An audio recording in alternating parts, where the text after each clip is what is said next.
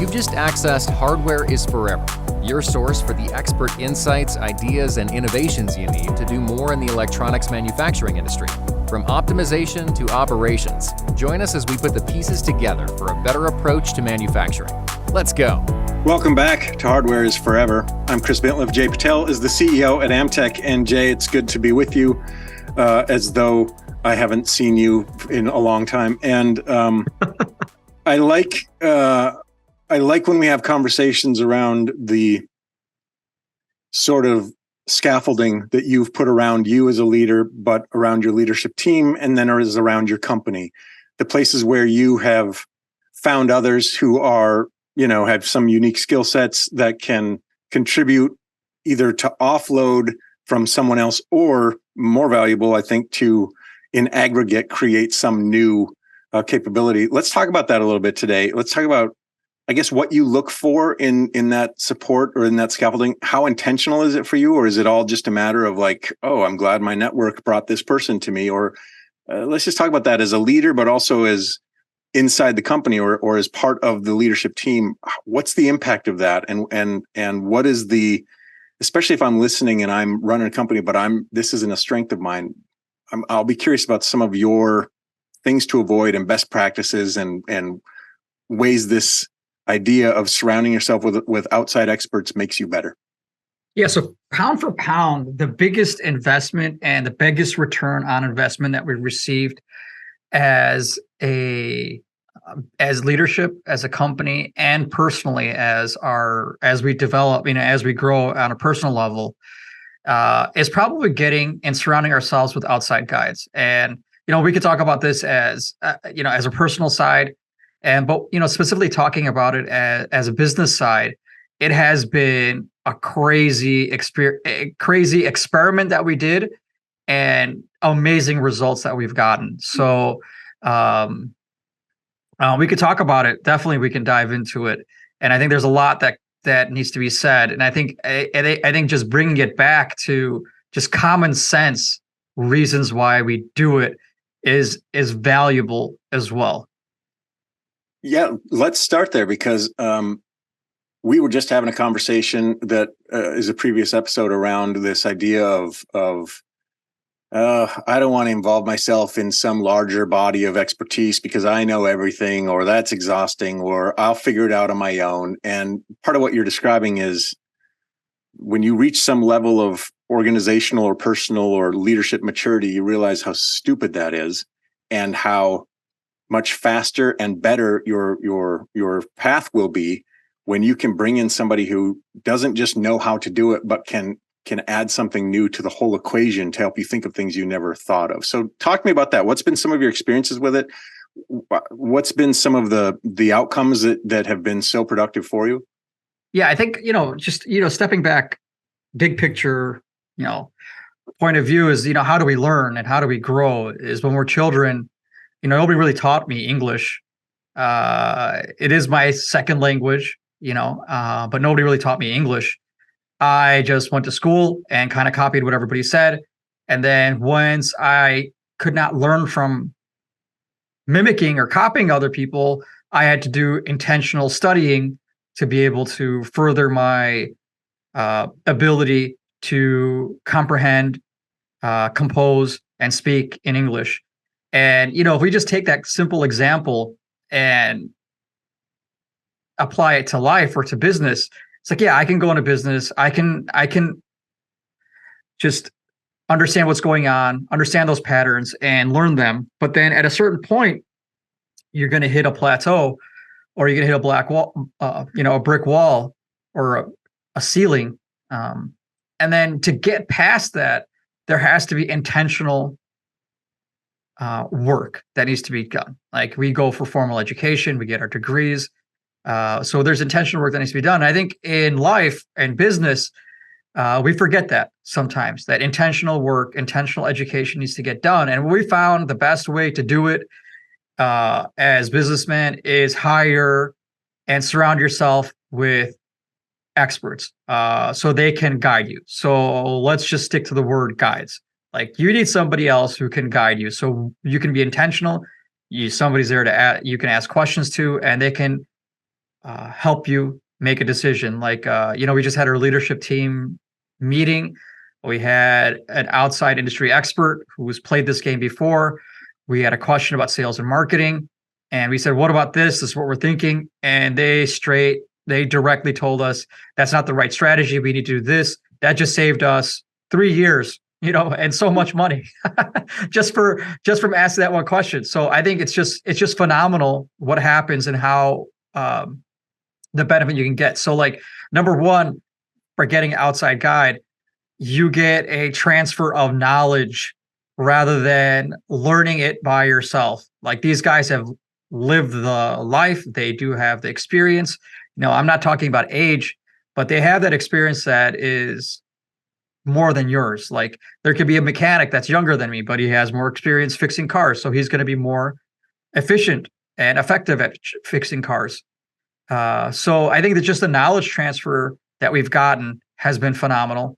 Asking the questions and they avoid us going off into the weeds, even though if we do go off to the weeds, we'll get back onto the true path, but they avoid us doing that completely. And then I think we had also talked about why the idea that I can do it different, I could do it better, but ultimately, we have different types of tires for different applications, but it's still a wheel. So like don't reinvent the wheel. Let's just figure out what works. And those guys have been able to provide that to us. And then it avoids, so I call it, I heard this a while back, I don't remember who, but it avoids us from paying the stupid tax, meaning paying for our own mistakes. They really transfer that knowledge. I feel like a lot of these experience, you have to invest time and money into to get to that state. Whether you put your own time and possibly waste it because somebody else has got that experience, or you leverage somebody else's experience and compound more of that creativity and more of that execution on top of it, which would brings up to you to a higher level. And then it saves time because we're not making mistakes and we're not going off a path we shouldn't. And ultimately, with all that put together, with those people who provide those resources, it just accelerates progress.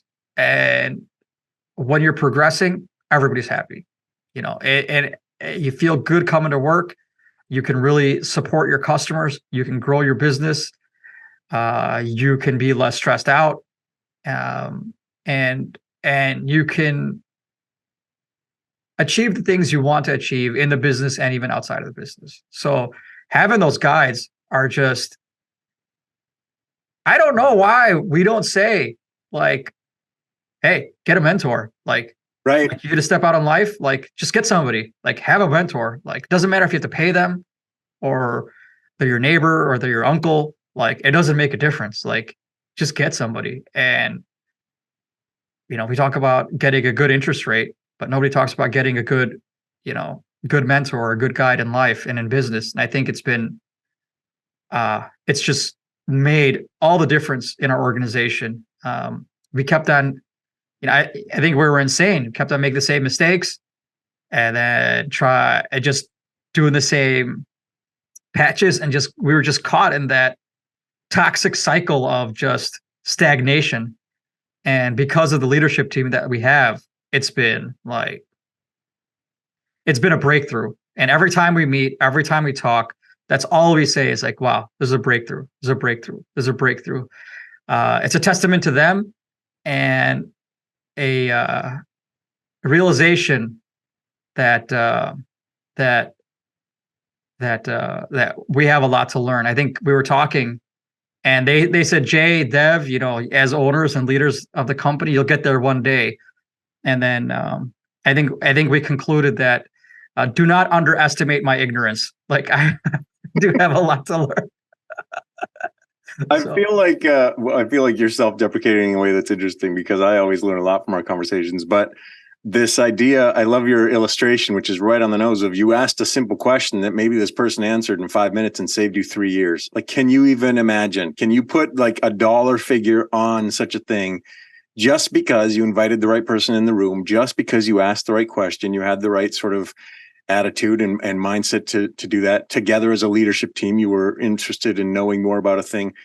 These are not small. And I love this. In fact, we're going to title this episode Avoiding the Stupid Tax, because I feel like there's a cost of not that you're really articulating, that we often look at something and say, oh, I don't know, that consultant or that advisor is X dollars, or that industry event is X dollars or X amount of time, or we quantify it in some way. But the cost of not is almost always so much higher than it would have been if you just sort of immersed yourself into it and made it part of the practice of your organization. How does this mindset, how do these activities, how do these guides, how does this structure impact your ability to do business? How is it interact with just straight up hardware manufacturing? Yeah.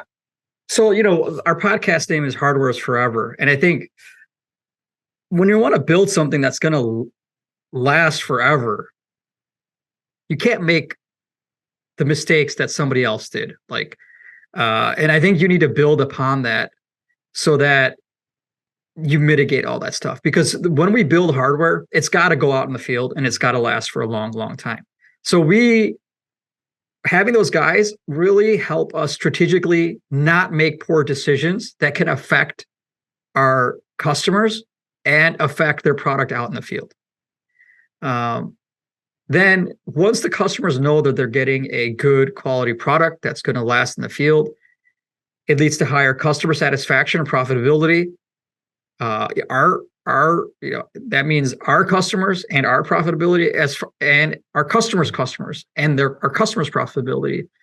And it creates, even if we stay status quo with the programs that we have, that's fine. But then once things are running well, you can create a foundation that you can grow on. So, product A is running really well. Customers are doing good. They're creating profit. Now they're going to, they have the resources and ability to develop product B. So then we have product A and B going. And then when product B is stabilized and launched and it lasts and it's building well, then you get product C. So really getting these guides, it could result in exponential growth for you and your customer if you do it the right way. And again, there's a process to qualifying the guides. You don't want to you want to vet them to protect yourself and protect them, to make sure that they're the ones that can really help you out and they're what you need at this moment. But yeah, I think it's just an accelerator. Like, it's just one of those things that that help you grow. And if you have a stable process, a stable organization, a stable company, whether it's for design or manufacturing, that lays a foundation on just being able to grow. And that's why it's important for hardware, because like we've discussed before, there's no software patch updates you can do on hardware. Once the hardware is set and in the field, the cost of poor quality is a lot of money. You have some advice. Every organization can be different, the size, whatever your industry is or whatever, but what are some of the roles? I'm not asking you to name names, but what are some of the roles that these guides that you've surrounded yourself with, what do they fulfill uniquely for Amtech? So I think everybody has strengths and weaknesses. So I think you have to take an inventory, a real good inventory of your strengths and weaknesses. And then once you realize what your strength is, like your unique ability that really nobody else has, and you got to focus on that. You decide to focus on that because that's that's something that's a non-commodity. And then because you're a non-commodity, and then you get other people whose gift it is to do those things. So then they're non-commodity. So we're talking about business leadership. We're talking about accounting and finance. We're talking about marketing. We're talking about organizational growth. You find people who are just built that way and gifted to do those things. And you surround yourself with people like that. And then once that happens, man, it's just an amazing thing to look at. So that's how we would approach finding those people. And that's how we have approached. I was going to say, kind of as a snowball effect, when you add on to one thing and it starts to work and the momentum is there, then you add on another piece and things get a little faster. The trajectory gets a little bit steeper because you're moving quickly, you're moving in the right direction. And I bet that is very, and especially if you feel like, oh, let's try this, we're not sure. And then when it pays off and you feel like, oh, wow, look at us. We're in a place that we couldn't have been in without this. Absolutely. Jay Patel is the CEO at Amtech. It's always so good to talk to you, and I'm grateful that you could make time for us today to have this conversation, and great advice and insights today as always. And I'm looking forward to our next one. Thanks for joining us, and a special thanks to our subscribers and followers. Consider becoming one today wherever you get your podcasts or on YouTube.